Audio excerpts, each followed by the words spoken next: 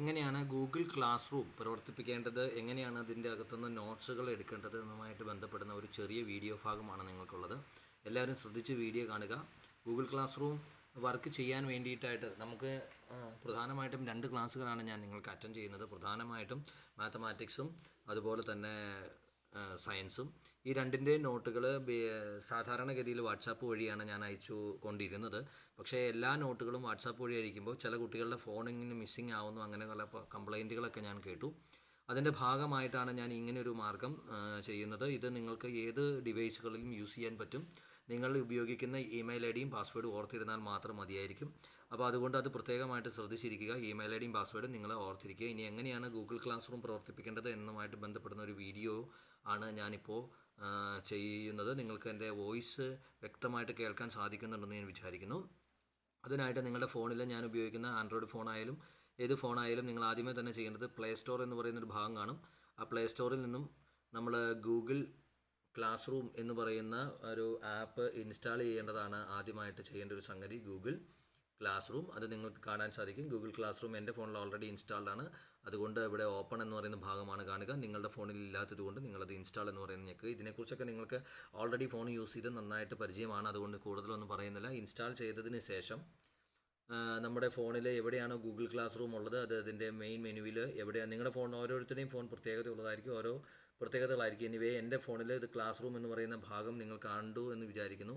ആ class room എന്ന് പറയുന്ന ഭാഗം ഞാൻ ഒന്ന് സെലക്ട് ചെയ്യുകയാണ്. ആ ക്ലാസ് റൂമിൽ നിന്നും ഇത്രയും ക്ലാസ്സുകളാണ് ഞാൻ ആഡ് ചെയ്തിട്ടുള്ളത്. ഇത് നിങ്ങളെ ബാധിക്കുന്ന ഒരു കാര്യമല്ല. നിങ്ങളൊന്നും പ്രത്യേകിച്ച് ഇവിടെ പ്ലസ് ഞെക്കി ഒന്നും പ്രത്യേകം ചെയ്യേണ്ടതില്ല. അപ്പോൾ നിങ്ങൾക്ക് എങ്ങനെ ഈ ക്ലാസ് റൂമിലേക്ക് കടക്കേണ്ടത് എന്നുള്ളതാണ് ഞാൻ ആദ്യം പറഞ്ഞു തരിക.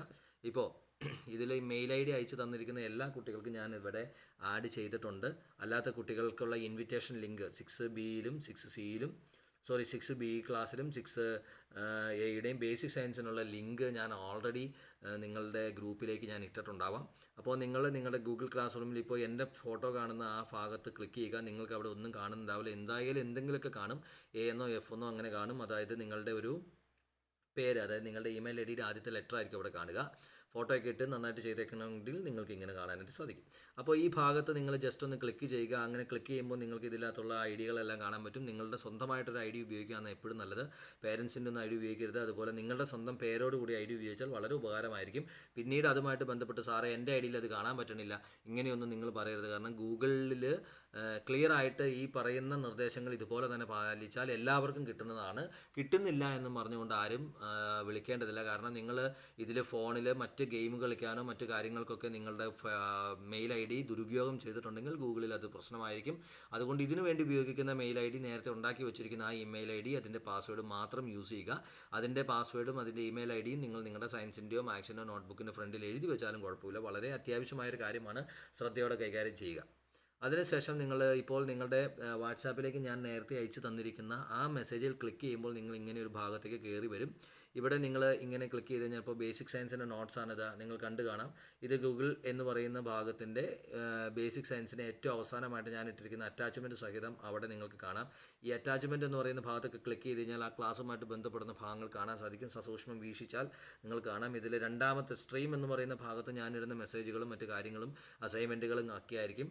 രണ്ടാമത്തെ ഭാഗത്ത് ക്ലാസ് വർക്ക് എന്ന് പറയും. ആ ക്ലാസ് വർക്കിൽ ക്ലിക്ക് ചെയ്ത് കഴിഞ്ഞാൽ അതാത് ദിവസത്തെ നോട്ടുകൾ നിങ്ങൾക്ക് കാണാൻ സാധിക്കും. ഇവിടെ ഞാൻ അതുമായിട്ട് ബന്ധപ്പെടുന്ന മെസ്സേജുകളുണ്ടാവും.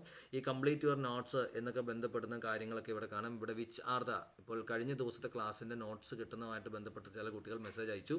അപ്പോൾ അതിന് വേണ്ടിയിട്ടുള്ള ഭാഗമാണിത്. Which are the motions of the എന്ന് പറഞ്ഞ് ഈ കിടക്കുന്ന ക്വസ്റ്റ്യനിൽ ക്ലിക്ക് ചെയ്താൽ അതാണ് ഫസ്റ്റ് ക്വസ്റ്റ്യൻ ആയിട്ട് വരിക. അപ്പോൾ നിങ്ങൾ ആരും അതിൻ്റെ ആൻസറോ മറ്റു കാര്യങ്ങളോ ചെയ്തിട്ടില്ല. ഇവിടെ നോക്കുക, അതെനിക്ക് ഇവിടെ വ്യക്തമായിട്ട് അറിയാൻ സാധിക്കും. സോ ഇവിടെ ക്വസ്റ്റ്യൻ എന്ന് പറയുന്ന ഭാഗത്ത് നിന്ന് ക്ലിക്ക് ചെയ്തിട്ട് ഇവിടെ ക്വസ്റ്റ്യൻ പാർട്ട് നമ്പർ 1 എന്ന് പറയുന്നത് ക്ലിക്ക് ചെയ്താൽ ആ ഫുൾ ക്വസ്റ്റ്യനും ഫുൾ നോട്ട്സും നിങ്ങൾക്കുണ്ട്. ആ നോട്ട് ഇപ്പോൾ ഞാൻ കാണിച്ചു തരാം. ഇത് നിങ്ങൾക്ക് നിങ്ങളുടെ ഫോണിൽ ഓപ്പൺ ചെയ്യുന്നില്ലെങ്കിൽ it's part of your phones technical error. അത് നിങ്ങൾ തന്നെ കൈകാര്യം ചെയ്ത് കംപ്ലീറ്റ് ചെയ്ത് കണ്ടോ. ഈ നോട്ടുകൾ നിങ്ങൾ നോക്കുക. ഈ നോട്ടുകൾ നിങ്ങളുടെ ബുക്കിലേക്ക് എഴുതി വെച്ച് കഴിഞ്ഞാൽ ഈ നോട്ട് നിങ്ങൾക്ക് കംപ്ലീറ്റ് ചെയ്യാവുന്നതാണ്. അപ്പോൾ ഇനി ഇത് കിട്ടിയില്ല എന്നാരും പറയേണ്ട. ഇനി അതുമായിട്ട് ബന്ധപ്പെട്ട് നിങ്ങൾക്ക് അല്പം കൂടി ക്ലാരിറ്റി കിട്ടാനുള്ള വീഡിയോ കൂടി അതിൻ്റെ താഴെ കൊടുത്തിട്ടുണ്ട്. അടുത്ത ദിവസം മുതൽ ഞാൻ ഇതുമായിട്ട് ബന്ധപ്പെടുന്ന സ്റ്റുഡൻറ്റ് ആൻസറുമായിട്ട് ബന്ധപ്പെടുന്ന കുറച്ച് കാര്യങ്ങളായിരിക്കും നിങ്ങൾക്ക് പറഞ്ഞു തരിക. അപ്പോൾ അത് കൂടി പ്രത്യേകമായിട്ട് ശ്രദ്ധിക്കുക. ഇനി മുതൽ ഇതിൻ്റെ ചോദ്യം ചോദിക്കുന്നതിൻ്റെ അസൈൻമെൻറ്റ് നിങ്ങൾ തന്നെ അവിടെ ഉത്തരം വരേണ്ടതായിട്ട് വരും. അതുമായിട്ട് ബന്ധപ്പെട്ടായിരിക്കും അസൈൻമെൻറ്റ്. ക്ലാസ് ടെസ്റ്റ് പേപ്പറുകളൊക്കെ അതിനെ ബന്ധിപ്പിച്ചായിരിക്കും തരിക. അപ്പോൾ അതുമായിട്ട് ബന്ധപ്പെട്ട കാര്യങ്ങളൊക്കെ അടുത്ത ക്ലാസ്സിൽ അടുത്ത ഇതിൽ ഞാൻ നിങ്ങൾക്ക് പറഞ്ഞു തരാം.